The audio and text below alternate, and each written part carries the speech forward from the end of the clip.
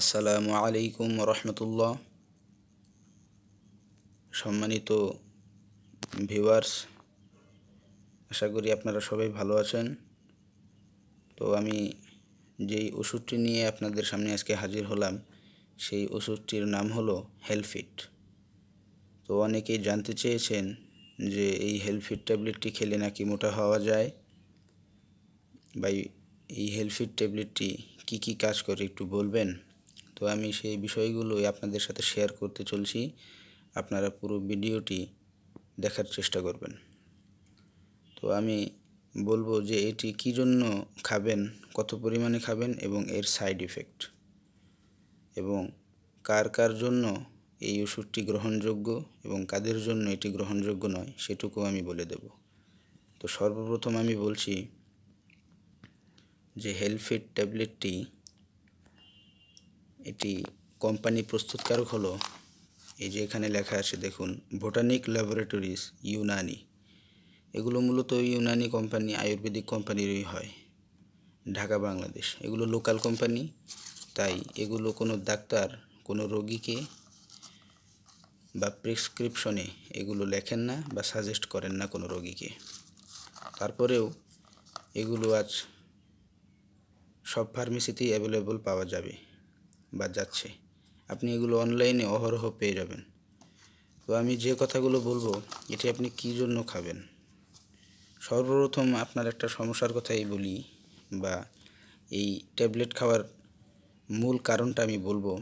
যাদের বদ হজম, যেমন খাবার খাওয়ার পর তার হজম শক্তিটা ক্লিয়ার হচ্ছে না, বা খাবারটা একটু দেরিতে হজম হচ্ছে, এরকম পেটের বিভিন্ন সমস্যার ক্ষেত্রে এই হেলফিট ট্যাবলেটটি আপনি সেবন করতে পারেন।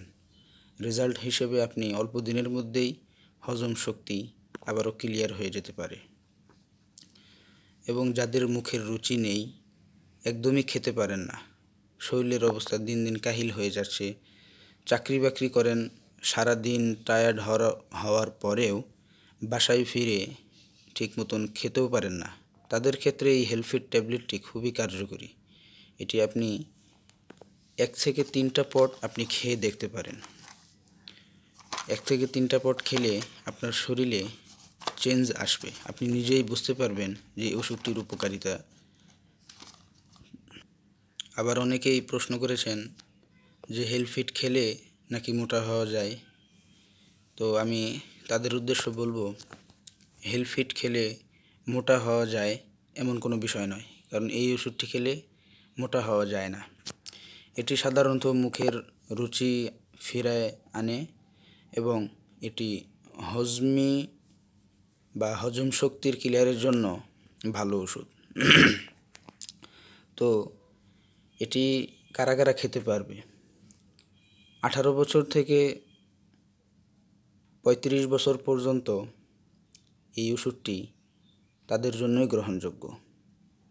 এবং বাচ্চাদের, যেমন বিশেষ করে 18 বছরের নিচে এই ওষুধটি সেবন না করাই ভালো।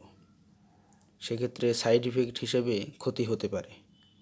এবং 35 বছরের উপরেও না খাওয়াই ভালো। 18 বছর থেকে 35 বছর পর্যন্ত এই বয়সটাতে এই ওষুধটি বেশ কার্যকরী। তো এটি কিভাবে খাবেন? এটি যাদের বেশি সমস্যা, মুখের রুচি নেই, আমি খুলে দেখাচ্ছি। যাদের বেশি সমস্যা তারা এটা